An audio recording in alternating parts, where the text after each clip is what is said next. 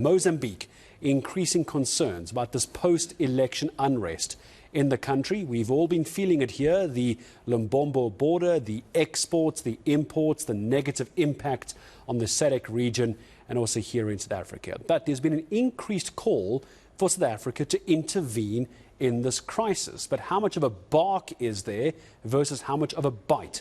I can't help but wonder. Let's get the views of Build One South Africa's Mmusi Maimane back with me today, talking about another different issue. Mmusi, you were with me yesterday talking about the matriculants. Today we're talking Mozambique, and I want to make sure I understand this correctly. Would I be factually correct to say you have communicated with Venancio Mondlane? Is that true? And what did he say? What did you say to him? And what did he say in response? Good afternoon, and good afternoon to fellow South Africans. Mr. Mondlane and I have been in regular contact.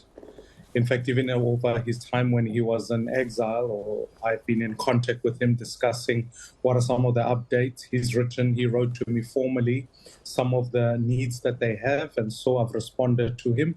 And ultimately, even in preparation for his arrival in Mozambique, he'd invited me to be with him at the airport. It just happened that all the South African flights leading towards Mozambique have been shut down or grounded, so there's very limited ground travel or travel towards there.